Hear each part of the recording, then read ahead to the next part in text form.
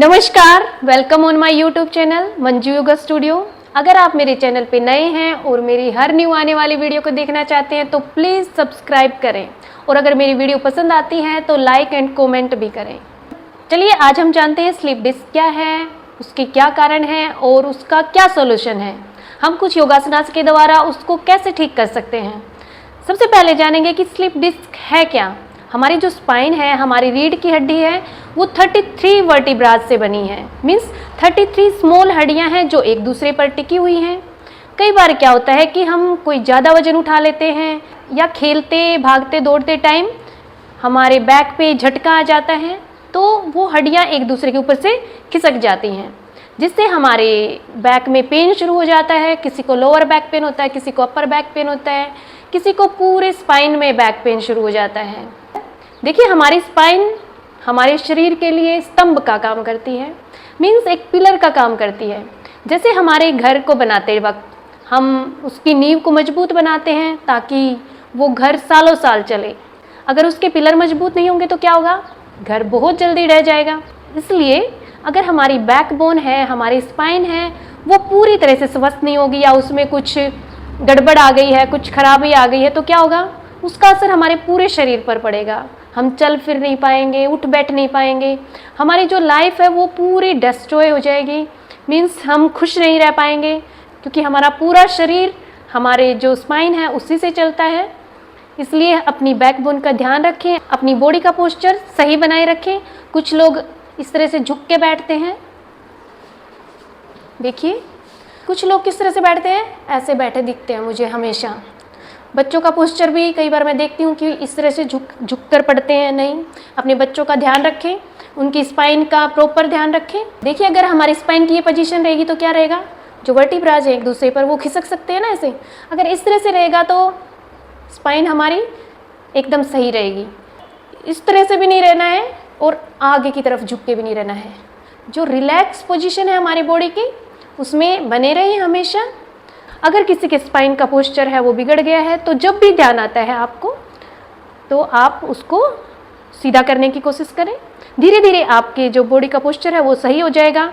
इसी तरह अपने बच्चों का भी ध्यान रखें कि वो किस पोजीशन में बैठते हैं, किस तरह से सोते हैं।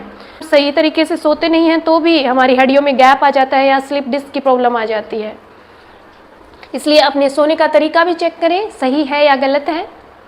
अगर आपको स्लिप डिस्क की प्रॉब्लम आ गई है तो आपको सबसे पहले क्या ध्यान रखना है कि हमें बहुत ज़्यादा वजन नहीं उठाना है, आगे की साइड नहीं झुकना है। जो भी आगे की साइड झुकने के आसनाज हैं या घर में कोई कामकाज है इस तरह का जिसमें आगे की तरफ झुक के उठाना है तो आपको आगे की तरफ नहीं झुकना है। आप बैठें, फिर उस चीज़ को उठाएं और अपना काम जारी रखें। अब आप सो के उठते हैं तो आपको एकदम से सीधा नहीं खड़ा होना है, पहले बाईं तरफ करवट लेनी है, उसके बाद अपने हाथ के सहारे से उठना है। अगर स्लिप डिस्क की समस्या से आप जूझ रहे हैं तो कुछ योगासनाज की प्रैक्टिस करके अपनी जो डिस्क की पोजीशन है उसको सही कर सकते हैं। हमारे समाज में एक धारणा बना रखी है, अगर आपको स्लिप डिस्क हो गया है तो डॉक्टर बोल देते हैं कि आपको बेड रेस्ट करना है। नहीं, आपको बेड रेस्ट नहीं करना है, आपको कुछ योगासनास की प्रैक्टिस करनी है। अगर आप बेड रेस्ट पे चले गए हैं तो आप बेड पर पड़े पड़े सड़ जाएंगे, लेकिन आपके जो स्लिप डिस्क है या फिर आपके बैक पेन है उसमें कोई आराम नहीं होगा। दूसरा, आपको बैक के ऑपरेशन से बचना है। चलिए कुछ योगासनास की प्रैक्टिस करते हैं। हमें क्या करना है, सबसे पहले वज्रासन के लिए अपने घुटनों पर आ जाएं। अपने हिप्स को अपनी एड़ियों पर टिकाते हुए, एड़ियां बाहर की साइड, पंजे अंदर की साइड, और पूरा रिलैक्स होते हुए अपने दोनों हाथों को थाइस पर रखेंगे। हेड को पीछे की साइड स्ट्रेच करते हुए इनहेल करते हुए होल्ड करेंगे एंड रिलीज। अपनी आंखें बंद रखें, पूरा स्ट्रेच फील करें एंड रिलीज। नेक्स्ट, अर्ध उष्ट्रासन। उसके लिए अपने दोनों हाथों से अपनी बैक को सहारा देते हुए पूरा लंबा गहरा सांस भरते हुए पीछे स्ट्रेच करेंगे। अपनी बॉडी के साथ जबरदस्ती नहीं करनी है, जितना पीछे आप जा सकते हो उतना जाएं एंड रिलीज। शुरुआत में थोड़ा सा पीछे झुके, फिर धीरे धीरे आप ज़्यादा बढ़ा सकते हैं। होल्ड करें, धीरे से आगे आएंगे। नेक्स्ट क्या करेंगे, अपने मैट पर अपनी पीठ की बल लेट जाएं, दोनों हाथों को अपने सिर के नीचे, दोनों घुटनों को मोड़ते हुए अपोजिट साइड ट्विस्ट करेंगे। आपके बैक के लिए बहुत अच्छा स्ट्रेच है ये। आप इसको आराम से बेड पर लेटे लेटे कर सकते हैं कभी भी। लोअर बैक के लिए तो बहुत ही अच्छा है। नेक्स्ट, इसी तरह अपने दोनों पैरों को खोल लें और अंदर की साइड अपने पैर को एक एक करके ट्विस्ट करें। अपने घुटने को मैट पर टच करने की कोशिश करें। कंटिन्यूसली करते रहें। इनहेल एक्सहेल भी साथ में बनाए रखें। अपनी बॉडी को रिलैक्स होने के लिए छोड़ दें। उसके बाद मकरासन में आएंगे।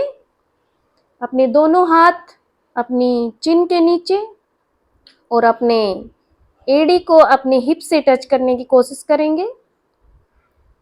मकरासन बैक पेन में बहुत अच्छा फायदा देता है। अगला है भुजंगासन। अपने हाथों के सहारे अपनी अपर बॉडी को पीछे खींचते हुए स्ट्रेच करेंगे एंड रिलीज। ऊपर जाते हुए पूरा लंबा गहरा श्वास लेंगे। बैक पेन के लिए बहुत ही अच्छा आसन है, आप सभी करें एंड रिलीज। थोड़ी देर यहाँ पर रिलैक्स करें।